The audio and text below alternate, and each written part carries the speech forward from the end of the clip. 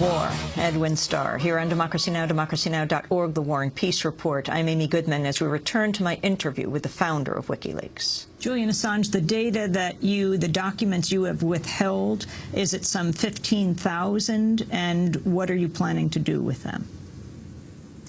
That's correct. It's some 15,000 that sometimes we mention the names of informers in Afghanistan. Now, because of the security situation there, we want to look at these in a bit more detail with a bit closer scrutiny before we release them.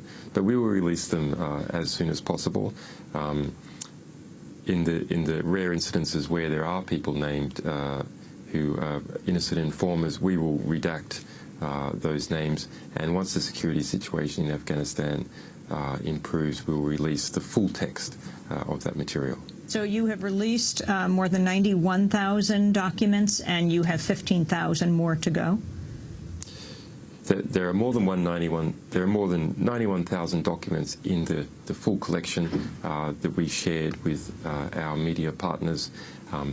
We have released to the public about 76,000, and we will release another 15,000 over the coming months. And those who say, particularly the Obama administration, Robert Gibbs, the spokesperson, said President Obama was alarmed by this release. Your response? Well, organizations that we expose typically are alarmed by the material we release. That is true. Now, if we sort of dissect that, Robert Gibbs has not read this material in detail. The people who know it best at the moment are us and the three media organizations that we worked with. Other people talking about this really don't know what they're talking about. You mentioned the Washington Post. Did you work with them in releasing these? They're not included in those three newspapers. No, they're not included, although we have had a subsequent overture from the Post.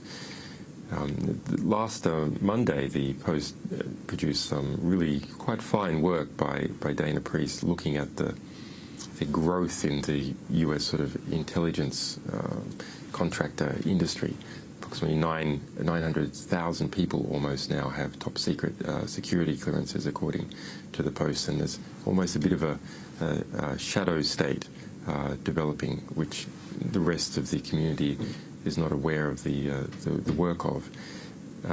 That's a good sign from the Post. But we've seen other things that are a bit disturbing. For example, Dana Priest's article on the CIA black sites had all the names of the countries removed from it after a request by the White House to the editors of the Post. Similarly, it is standard Washington Post practice whenever Dana Priest is to reveal a news story showing significant allegations of abuse, say by the CIA, to call up the press office the night before to give them the heads up as a courtesy move.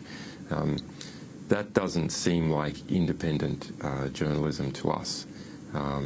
It seems to us that the journalist relationship should be with the public on the one hand and with their sources on the other hand, who are providing them with information to give to the public.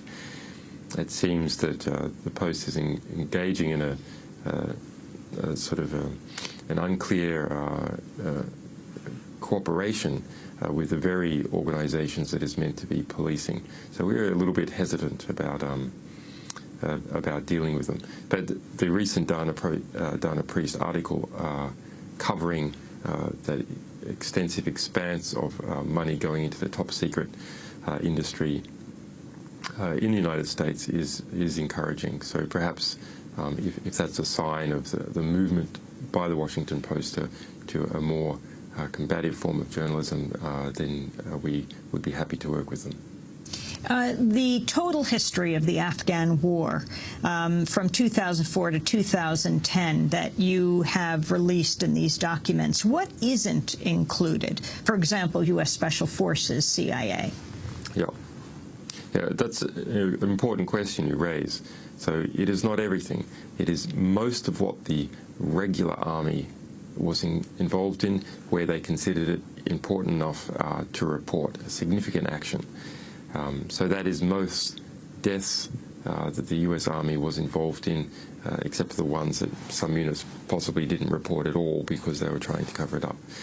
Now, it doesn't include most Special Forces operations. It does include some where the regular army was also involved in the same operation.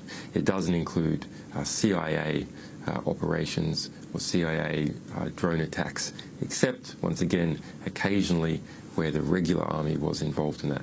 It does include, interestingly, a number of US embassy cables that were sent to the Marines intelligence and others who were working in Afghanistan because the embassies believed that the information being revealed was relevant to the war in Afghanistan. It does include a number of reports by informers or reports by US intelligence on meetings with, say, governors in Afghanistan. There's quite a lot of reports about corruption within the Afghani government, reports about drug eradication and poppy growing and so on. Private contractors like Blackwater?